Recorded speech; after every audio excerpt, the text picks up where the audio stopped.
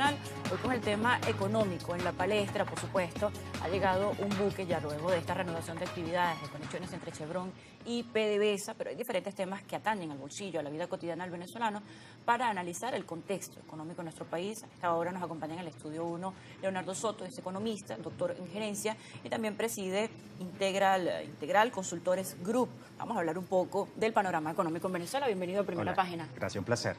No, por supuesto, el principal titular que tiene a todos atentos es la llegada de este buque al puerto de José, esto en el oriente venezolano, en Anzoátegui, pero venimos también de un recorrido a lo largo de este 2025, ya estamos en agosto, donde hubo diferentes panoramas, diferentes hitos. Había también mucha expectativa con respecto al entorno de las elecciones, al panorama electoral, también muchísimo interés con respecto a lo que ha sido la tasa de cambio. Bien, se generaron muchísimos titulares en el momento en que cerraron esos portales de cambio paralelo. Hay diferentes noticias que han marcado estos primeros meses del año. ¿Cómo han visto el desarrollo del comienzo de este primer semestre de 2025 desde Integral Consultores? Bueno, la economía ha mostrado los matices propios de las variantes con relación a la expectativa del ciudadano, de todos nosotros como ciudadanos. Desde julio de 2024 hasta la fecha ha habido una interpretación aparentemente y presuntamente de no certidumbre plena desde el punto de vista económico. Es decir, ¿cuál es el rumbo de Venezuela cuando la variante del tipo de cambio se ha mantenido inestable desde inclusive inicios del 2024, cuando durante ese año siendo electoral se inyectó muchos bolívares a la economía? Aún a la par, el gobierno del Banco Central intentaba mantener estable esa estabilidad artificial del tipo de cambio con inyección de divisa, variando la cantidad de dólares que se inyectaban a la economía desde $80 semanales, inclusive hasta 150 millones de dólares semanales, de acuerdo pues a las necesidades de esa estabilidad. Las mesas de cambio interbancarias se desestabilizaron, producto de que en un momento dado, antes de julio, después de julio 2024, aparentemente los bancos privados dejaron de otorgar cantidades suficientes de dólares a través de las mesas de cambio, mientras que los bolívares en circulación se incrementaban presuntamente producto de la entrega constante de bonificaciones que hace el gobierno como parte de esta política de dinamización del consumo para sectores bajos, principalmente los que dependen de nómina pública. Lamentablemente hemos tenido desde entonces, mediados de 2023, todo el 2024, una inestabilidad monetaria que ha llevado a que esta variación del tipo de cambio se mantenga y no necesariamente lo que son las comparaciones entre portales que promueven un tipo de cambio no oficial, porque yo lo he dicho y lo repito, el tipo de cambio en un país no lo determina una página, lo determina de hecho las reservas internacionales, los niveles de producción, el nivel de confianza ciudadana, la capacidad de inversión que tenga el país, su capacidad de exportación, su capacidad de mantener en equilibrio la balanza de pago. Por lo tanto, dólar en Venezuela sigue siendo tema porque la forma de contenerlo hasta ahora se mantiene artificial. Precisamente hubo un alivio, hubo un respiro, como se dice en lo cotidiano, cuando se dio el cierre de estos portales que estaban operando al margen de la ley con respecto al irrespeto a lo que era el cambio, al margen del cambio entre el bolívar y el dólar. Sin embargo, tuvimos la oportunidad de conversar con diferentes autoridades, también conocedores de la materia, y señalaban, bueno, sí, esto alivia un poco el tema, es un paliativo con respecto a esos indicadores de cambio que estaban fuera de la norma, pero no resolvía realmente el problema de fondo con lo que tenía que ver con ese tema de estabilizar el cambio. Es que, a ver, utilizaste un término interesante, paliativo. En términos médicos, paliativo significa una medida para atender una situación que ya es irreparable. ¿Okay? Si lo vemos de esa perspectiva, el disminuir, eliminar u opacar las páginas que promueven un tipo de cambio no oficial viene a atender una suerte de espejismo relativo, porque si yo elimino las páginas de tipo de cambio no oficial, yo como Banco Central, en este caso a través de las mesas de cambio interbancarias, tendría que haber aumentado de manera significativa la disponibilidad de divisas en la economía. Es decir, las mesas de cambio interbancarias, al momento de que cierran estas páginas, debieron haber aumentado en su participación de entrega de divisas. Y esto no solo aplica para el sector empresarial, es decir, en ese momento todos debimos tener acceso a la cantidad de dólares que quisieran. Ojo, con esto no estoy diciendo que no habían dólares disponibles. Obviamente las mesas de cambio interbancarias siguen entregando divisas. El punto es, está llegando a todos los venezolanos que lo solicitan. Las mesas de cambio oficiales son ágiles y dinámicas en el otorgamiento de la divisa que solicita el venezolano, por la razón que sea, como reserva de valor, para importar productos, por la razón que sea. Lo importante es que el venezolano sienta, y en efecto sea así, que tiene la posibilidad de cambiar de forma legal y lícita sus bolívares por dólares o cualquier otra divisa internacional. Leonardo, ahora te consulto, el tema de las elecciones generaba una expectativa previa, generaba un momento y un después. Estamos hablabas de julio del año pasado, precisamente también este año se dieron unas elecciones regionales y parlamentarias en el mes de mayo y posteriormente unas municipales en el 27 de julio. Pero ya no hay más elecciones dentro de los próximos 4 años, aunque parecieran ser temas que no van de la mano, el tema de las elecciones y la política y por supuesto lo que es el control cambiario o el tema económico en Venezuela, definitivamente terminan formando parte del mismo contexto, del mismo panorama de la vida del venezolano. Ahora que no hay elecciones, ¿de qué forma incide esto? ¿Tiene un efecto positivo también sobre el panorama económico el hecho de no tener una expectativa, de no estar allí pues atento a lo que es un resultado o un contexto político electoral? Se ha convertido en costumbre, desde mi análisis, para muchos venezolanos, el análisis de vamos a esperar a ver qué pasa. Y creo que tenemos muchos años seguidos esperando a ver qué pasa, en todo sentido, en el sentido político, en el sentido económico, política nacional, política internacional.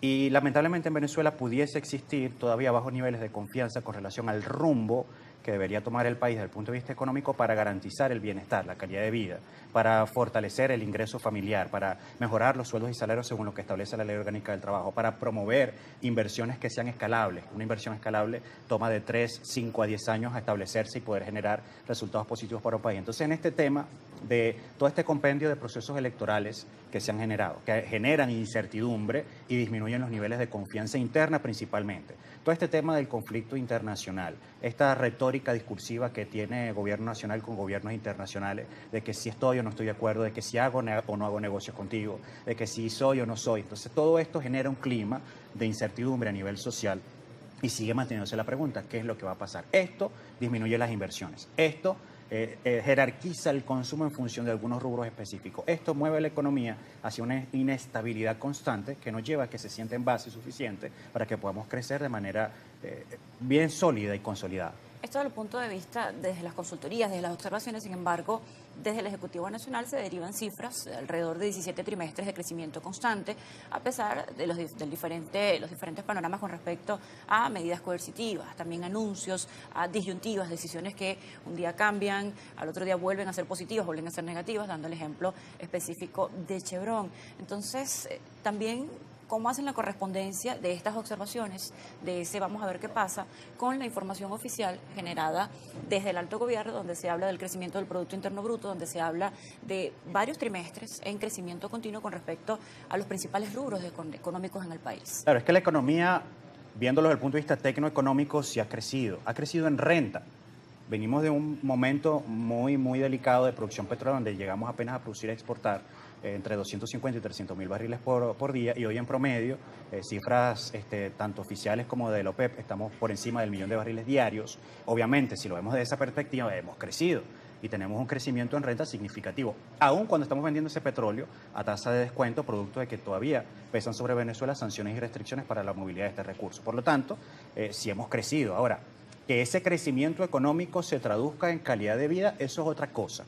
Y yo no puedo ni afirmar ni negar que ha tenido un impacto no sobre la calidad de vida del venezolano, pero a nivel financiero hay crecimiento. A nivel de calidad de vida del venezolano, ¿hay una mejoría relativa en la calidad de vida del venezolano? Ahí es donde sobre la mesa se coloca el debate. Bernardo, vamos a hacer una pausa precisamente a la vuelta del corte. Vamos a hablar desde el conocimiento que tienen en esa relación, tanto con la empresa privada como con el ciudadano, cuál es la expectativa que hay con respecto al regreso de Chevron en Venezuela. Precisamente no lo pueden determinar, no se puede adivinar, no se puede quizás palpar si la calidad de vida ha mejorado o no, pero vamos a hablarlo desde el punto de vista de la expectativa que hay con respecto al regreso y la llegada de este primer buque luego de esta reanudación de relaciones entre Chevron y PDVSA. Hacemos una pausa. También doctor en gerencia y presidente de Integral Consultores Group. Está en entrevista con nosotros acá en Primera Página, analizando un poco lo que es la actualidad económica. Por supuesto, hablamos de ese buque carguero que ha llegado a José, lo anunciábamos al principio de la entrevista, en Anzoátegui, en la región oriental en nuestro país. También se habla de que hay otro que está próximo también a llegar a puerto de Bajo Grande, también en la región occidental, y se habla también de la movilización de otros buques que están en aguas internacionales, quizás ya más adelante para lo que es el traslado de crudo, pero de buque a buque.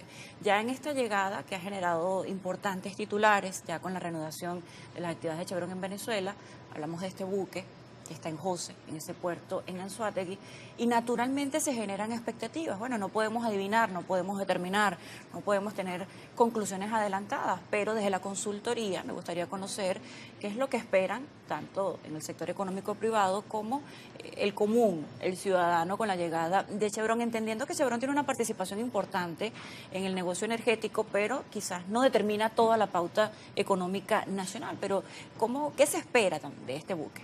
Claro, Chevron representa para la economía, representaba antes de este impasse y retomar relaciones, representaba alrededor de 350 a 400 millones de dólares mensuales. Estamos hablando de un flujo de caja importante que entraba directamente a las arcas de PDVSA, del Banco Central, del gobierno, para gestionar muchas cosas que imagino, supongo y asumo desde el punto de vista de política pública, pues ellos necesitan resolver con ese flujo de caja tan necesario. Veamos al país como una gran empresa, haciendo un ejemplo allí, un caso hipotético. Para una empresa todos los clientes son importantes, solo que cada cliente tiene condiciones diferentes de relacionarse. En el caso de los norteamericanos tienen una particularidad, que ellos pagan rápido y ese tipo de relación para una empresa es positiva. Además de que los costos logísticos de distribuir nuestro producto principal de exportación hacia puertos norteamericanos es mucho más bajo, porque estamos más cerca. Pero para Venezuela Chevron es importante, sí. Para Venezuela los chinos son importantes, sí. Los rusos, los indios, los turcos, todos los clientes que vengan a tocar la puerta a comprar petróleo son importantes para nosotros, pero cada uno tiene condiciones diferentes. Ese tema de minimizar a un cliente porque X, Y o Z, no, sin ellos podemos existir, ciertamente sí, pero necesitamos ese flujo de caja, sean los 300, 400 o indistintamente los millones de dólares que entren de esta nueva relación con PDVSA. Obviamente los necesitamos. ¿Cómo se planifica eso en la centrífuga presupuestaria del país para resolver tantas cosas que tienen que resolverse? A donde viene el tema de el mover las piezas de ajedrez a nivel económico que den para que se mantenga ese crecimiento financiero reportado por el Banco Central, pero que también tenga un impacto, como había mencionado antes, en la calidad de vida del venezolano. Ahora vamos a ver esta realidad desde el otro lado de la calle, porque hablamos de PDVSA como la empresa más importante en materia energética en Venezuela, donde todos los clientes son importantes, donde Chevron también es importante. Pero ahora te consulto desde el otro lado de la acera, ¿qué tan importante es Venezuela para los Estados Unidos, a pesar de las diferencias a nivel diplomático, a nivel político? ¿Qué tan importante es Venezuela para los Estados Unidos que, bueno, había diferentes decisiones? Un día, bueno, Chevron se va, Chevron se queda, Chevron se va, Chevron se queda, y definitivamente, bueno, Chevron se queda, que fue el anuncio más reciente que dio el gobierno de los Estados Unidos. ¿Qué tan importante terminó siendo Venezuela con los conflictos internacionales, con conflictos bélicos, con una realidad que constantemente iba cambiando en materia energética en otros continentes y en otra parte del mundo? En este momento, en este contexto, ¿qué tan importante, qué tan protagonista terminó siendo Venezuela en materia energética? En un mundo conflictivo como el que estamos actualmente, se mantiene el conflicto Rusia-Ucrania. Aún se mantienen escaramuzas del conflicto en Medio Oriente, todavía Israel no ha detenido su escalada en Gaza, todavía existen tensiones desde Asia, en el caso de China, Taiwán. Es decir, el mundo convulsionado necesita reservas de energía y de alimentos. Nosotros como país somos el proveedor más cercano de petróleo para Estados Unidos, es decir, tenemos una importancia para los intereses geopolíticos de Estados Unidos, por lo menos en ese sentido. Ahora, Estados Unidos produce petróleo, obviamente tienen el petróleo que sale de Alaska, en condiciones más difíciles, más complejas, de mayor costo, riesgo humano, obviamente es así. Sería siempre más sencillo comprarle petróleo a Venezuela, sería más sencillo comprarle petróleo a Guyana, sería más sencillo buscar siempre proveedores que estén en la región inmediata, que sean proveedores confiables. Pero como todo en el mundo, siempre hay otro proveedor. Es decir, Estados Unidos puede prescindir de Venezuela como proveedor. Pues sí, igual puede hacerlo China, igual puede hacerlo. Es decir, siempre hay opciones. El asunto es que mientras ambas naciones mantengan el hilo conductual económico con una relación diplomática respetuosa en función de los intereses de cada país, principalmente país, más allá del tema de ideologías políticas, que eso siempre tiende a dilatar las relaciones. Si hay un respeto, pues esa relación económica puede mantenerse fluida para que tanto Estados Unidos cumpla con sus intereses como Venezuela con los propios. El punto clave allí están claros los intereses de Estados Unidos, están claros los intereses de Venezuela. En algún punto son cónsonos intereses de ambas naciones desde el punto de vista geopolítico. Ahí es donde está el ruido y el meollo del asunto.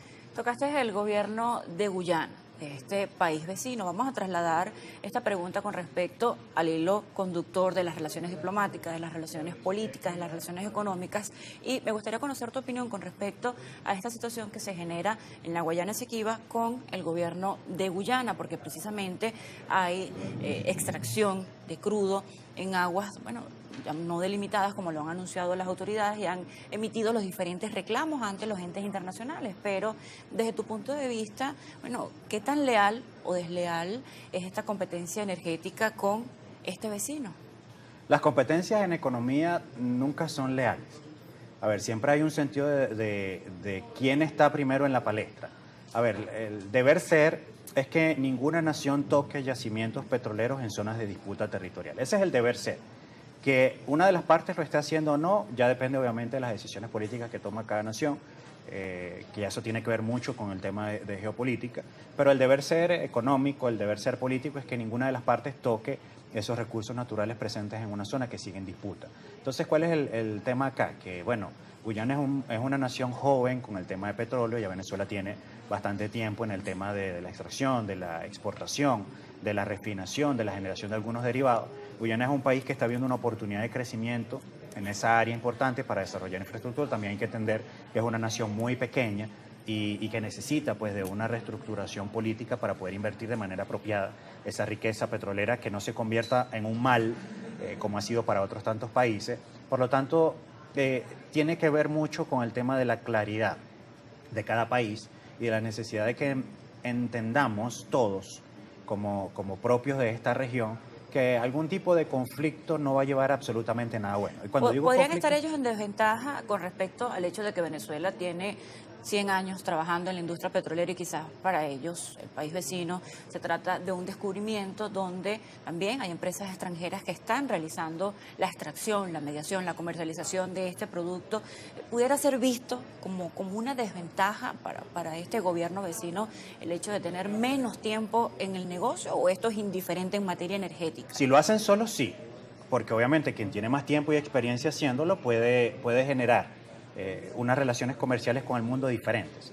Pero si lo hacen acompañados, no necesariamente una desventaja, porque si se unen los franceses, los ingleses, los estadounidenses, más bien le aportan a esa nación tecnología, conocimiento, canales de comercialización por medio de relaciones diplomáticas, pero una nación joven, extrayendo cualquier recurso natural, haciéndolo solo, sin la tecnología adecuada, sin el acompañamiento oportuno, pues definitivamente estaría en desventaja. Vamos a regresar a Venezuela y retomar el tema de Chevron, porque hablábamos de esa disyuntiva de que había, quizás los analistas lo veían como un doble mensaje derivado del gobierno de los Estados Unidos. Por un lado, el tema de los migrantes, por un lado el tema de la diplomacia, de la política, el entendimiento entre ambos países, y se encontraba Chevron en una disyuntiva o un ir-venir de que un día renovaban la licencia, un día se reactivaba, un día se paralizaba y un día volvía. Bueno, en este momento el anuncio es que va a haber una carga, va a haber una reanudación de relaciones, pero ¿cuáles son los escenarios si esta disyuntiva, si este ir y venir vuelve?